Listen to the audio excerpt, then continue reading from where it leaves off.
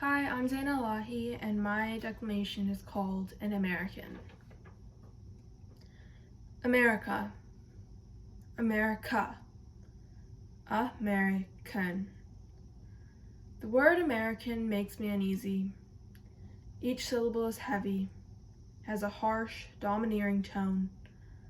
The word American has crowned itself king, asserting its power in speech.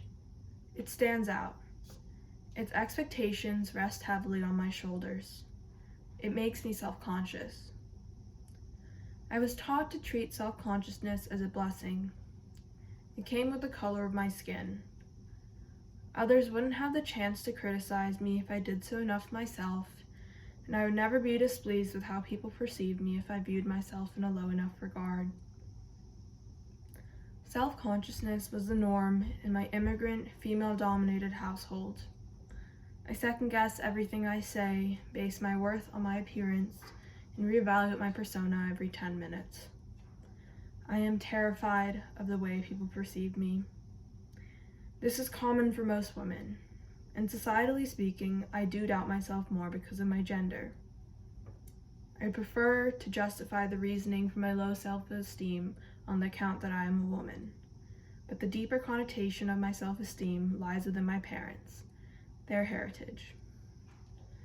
Being a child of immigrants was the first and most prominent scar this country gave me.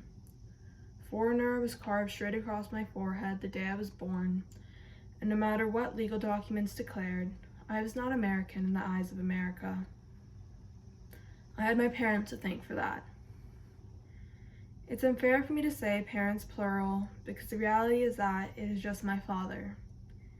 My mother, despite being a brown woman, is fair-skinned, white passing.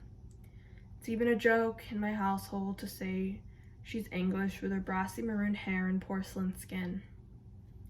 Her whiteness defends her Americanness. I felt some type of twisted pride when my friends would assume that I was half white, based on the color of her skin and the fact that I too am lighter than most South Asians. Or when I heard my sister complain about her dark complexion, how I thanked whoever created me for giving me fair skin. But most of all, when my relatives would tell me I looked nothing like my Punjabi father. No matter how Western my father tried to be, his bushy black mustache and acorn skin sold him short. As soon as people saw him, they knew he wasn't American. His Pakistani passport was just there to prove them right. I'd like to see America through my father's eyes. See the America that stripped his daughters of their heritage, that stole their mother tongue from them, that etched into their brain that whatever wasn't American wasn't right, that made them humiliated to be Pakistani. The America that approached his 11-year-old daughter and questioned her nationality, solely on the basis of her father's looks.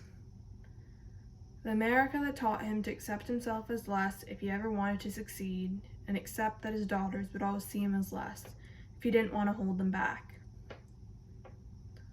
The word American makes me uneasy because it was never made to fit me. I am what one would call a first-generation American, a product of the American dream.